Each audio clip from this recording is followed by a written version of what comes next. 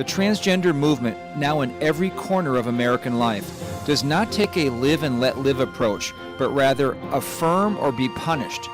Christians ought never affirm what God has clearly declared to be sin. Instead, we need to stand firm on the truth of God's Word and proclaim the good news of reconciliation with God through faith in Jesus Christ. The new documentary film, In His Image, Delighting in God's Plan for Gender and Sexuality, does just that. Order the DVD and hear part 2 of the topic at thechristianworldview.org, and then tune in this weekend for another topic that will sharpen your worldview. Listen to The Christian Worldview with David Wheaton, Saturday mornings at 8 Central on American Family Radio. Hello, Americans. I'm Todd Starnes with news and commentary next. My goal as a teacher is to impart knowledge and then be able then for them to take it and turn it into wisdom. As we teach, I think, okay, 5 years down the road, how will the material that I am teaching them really affect their lives and their careers? Hi, Todd Starnes here. Truett offers biblically centered degree programs. Check out truett.edu/Starnes. I had to take a flight out west over the weekend, and I noticed something interesting. When I showed up at the airport, I had to show my ID, not once, but twice. When I got to the hotel, the clerk also asked to see my identification. I was happy to do so, glad to know the person using my credit card was indeed me. I could not help but notice there were plenty of minorities at the airport and the hotel, and they too had to present a form of identification. So why is there such a big deal over a law that requires voters to show identification on Election Day? President Obama and President Biden say it harkens back to the days of Jim Crow. But most voters, black and white, disagree. A new Rasmussen Report survey finds 75% of U.S. voters support a voter ID law, 74% of whites, 69% of blacks. So why are Democrats so opposed? Well, maybe it's because dead people don't have IDs. I'm Todd Starnes. The Hamilton Corner podcast and one-minute commentaries are available at afr.net. Back to the Hamilton Corner on American Family Radio. Welcome back to the Hamilton Corner, where we're experiencing all kinds of technical difficulties today, but we will press on. We will open the phone lines. If you would like to join the program, you are welcome to do so, to comment on what we've discussed thus far on the program, as well as other things that may have transpired over the weekend that we have not had time to get to yet. You are welcome to bring those to the conversation as well. The number to call is 888-589-8840. That number again is 888-589-8840. As you are preparing to join the program, I am going to share a little bit from this, and I believe I alluded to this last week, but I didn't have the opportunity to delve into some of the details. But this is, I couldn't believe they actually published this. This is an article that was published in the New York Times titled "Bad News Bias." This is remarkable, guys. So the piece was published by David Leonhardt, who is a New York Times columnist.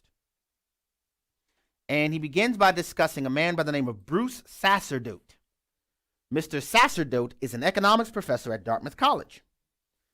And he, as he was paying attention to things that are going on last year in 2020, he made an observation. He said, it seems like all of the media coverage of COVID-19 in America is negative. It's almost always negative.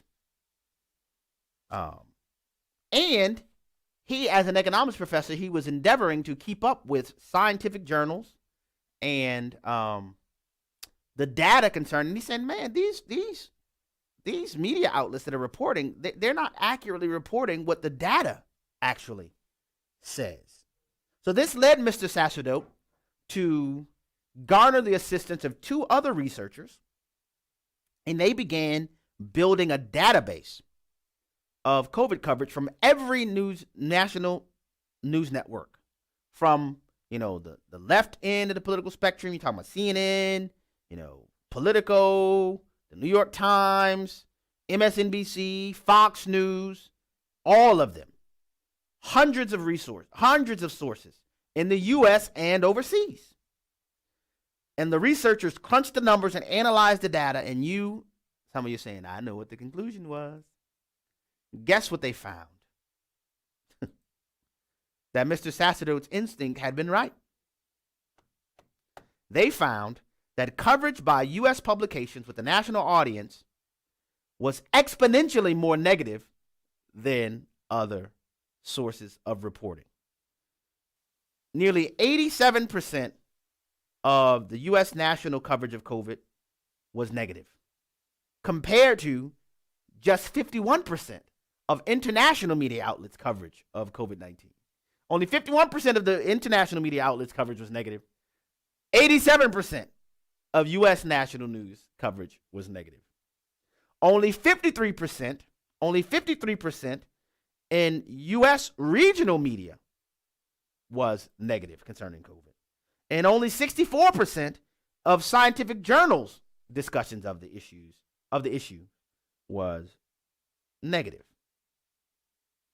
And Sacerdote's study, and he along with two other researchers, made the observation that it wasn't just one, political orientation wasn't the determining factors whether or not the coverage was negative. All of the national coverage was negative. All of it. But then David Leonhardt writes, quote, but Sacerdote is careful to emphasize, and let me be clear, because Sacerdote or Leonhardt, they're not conservatives necessarily. But Leonhardt writes, quote, Sacerdote is careful to emphasize that he does not think journalists usually report falsehoods. Oh, no. They don't usually just get on the television and straight up lie to you. That's what Sacerdote is saying. The issue, back to the quote, the issue is the facts that they emphasize in those they do not. Now, when I read that, end quote, by the way, I read that, I sat up in my chair. I said, what? Did this man just put this in print? He said, the reporters don't report falsehoods simply. The issue is the facts that they emphasize. Now, let's just do a little experiment here.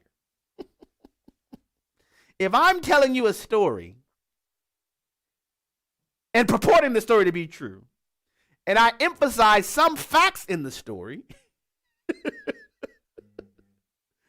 and not other facts in the same story, what would you call what I'm doing? I said, man, this is a trip. So this dude is literally trying to say, he's not saying y'all lying, but y'all are lying. Dude, if you report some facts and you emphasize them and you de-emphasize or ignore other facts and you create a narrative around the facts you have emphasized and you leave out the facts that would detract from the narrative that forms around the facts that you've emphasized, guess what you've just done? Reported a falsehood. I can't believe you put that in print. So this dude literally is telling you, this New York Times journalist is literally telling you, an economics professor and his colleagues conducted a study, and they concluded that the reporting in America has been false concerning COVID, which has created a negative story narrative because they emphasize in the reporting certain facts and they de-emphasize other facts. That's called a lie where I'm from, man. I can remember my mama telling me right now, all right, now what did you leave out? What did you leave out? Maybe they didn't have somebody in their lives, a big mama, to tell them that, you can lie by commission and omission. That's what they said. They're reporting falsehoods by omission. And this passes off as journalism in our day and our time. This is absolutely remarkable. This is absolutely remarkable. I have more things to say, but I want to get as many calls in as I can. The number again is 888-589-8840. The number again is 888-589-8840. We'll start in Oklahoma, where John is on the line. John, thank you for calling the Hamilton Corner. Welcome to the program. Hey, thank you, Brother Abe. Just so you know, I was yelling for ORU, too. Hey, good man, John. I was, too. They came close, but couldn't pull it out. Man, that last shot. But at any rate, here's what I called about. Given the stuff that's going on in South Dakota with the governor, Kristi Noem there, and the transgender thing, why is the NCAA backing the transgender movement? That's a great question. Great question, John. Thank you for your call and your question. So first of all, let me say this. I don't know if you heard the show that I did when I talked about what's going on with Governor Kristi Noem. She attempts to present it as if the NCAA is the issue, but actually, the NCAA has no requirements that schools or states adopt a particular policy concerning transgender athletes. I actually read from the policy on the show when I discussed it. The NCAA isn't demanding states to do anything like this. They're not. Now, the NCAA, no doubt about it, is going along with the spirit of the age. And right now, the idea of embracing transgender ideology is more of, it's becoming culturally normative. But they don't require states to do anything, because you have a bunch of other states who have universities and things as well. So, and I explained, and I'm just, Governor Kristi Noem is trying to pull a fast one and attempting to employ a style-informed veto, which is not a veto in it historically in South Dakota used, as I understand it, for correcting typographical errors and things like that, but not for substantively rewriting a bill. And just as an update, the South Dakota State Legislature has simply said, you either sign the bill as we passed it or veto the bill. But we're not allowing you to rewrite the bill. And I made the statement on the program, Governor Kristi Noem is a Republican governor. South Dakota Legislature is a Republican state legislature. If she wanted to weigh in on the legislation, why did she wait until both houses passed it? And it's a great question. You would think that a governing body that deals with athletics, I mean, there's a reason why we've had men and women's sports for as long as we had. I don't know how many of you heard the testimony from Senator Tom Cotton when Dr. Levine was debating whether or not Dr. Levine would be confirmed to the position as Deputy Health and Human Services Secretary, which the Senate has confirmed Dr. Levine, and who is, transgender and supports providing puberty blockers and, all kinds of medications to children, which is just insane to me. But Senator Tom Cotton said, you know who the fastest woman in the history of the world is to this date? The fastest woman in the world, Florence Griffith Joyner. Her dash times are still world records today. And Senator Cotton said, did you realize that just in 2019, I believe was the year he cited, that there were 76 high school boys who ran faster than FloJo. Now, there has never been a woman in the history of the Olympics that has ran faster than FloJo. But just last year or 2 years ago, you had 76 boys, not men, boys, who ran faster than FloJo. There's a difference between men and women. Our physical musculature and makeup is completely different. Completely different. But thank you for your call and your comments. We'll go next to Ohio, where Nicole is on the line. Nicole, thank you for calling the Hamilton Corner. Welcome to the program. Thank you, Mr. Hamilton. God bless you and your staff. Thank you. The reason I'm calling today, I work for a fairly large and prominent employer in Columbus. Mm-hmm. And a couple of weeks ago, we received an email from our HR department telling us that they strongly would like us to get the COVID vaccine. And if we do not, then we have to present in writing whether our religious views whether our religious views do not agree with that, or whether our health issues do not agree with that. What Yes, what sir. happened to my body, my choice? I brought that up, and they said in a meeting, they said that's BS. Huh. Yes, sir. Wow. So I'm just going to put this out there. If any attorney would like to call me, I will leave my phone number and contact information with your show. But in the meantime, I do plan on getting a statement from my doctor, and I do plan on instructing him to make it as vague as possible. Yeah. But have they crossed the line? Because I realize Ohio is an at-will employee state. Mm-hmm. I also realize I'm setting myself up for possible future termination. Mm-hmm. And I would like to know your thoughts. Yeah, Nicole. Wow. Thank you for your call and your comments. Yeah, this is something, and you brought it up, but I know there are lots of other people that are facing this all around the country. One, knowing your state's laws, whether or not you're an at-will state, is important to note, because what could happen is that once you express your position and they terminate you, they won't have to provide a reason if you're in an at-will state, you know. But this is a tough one.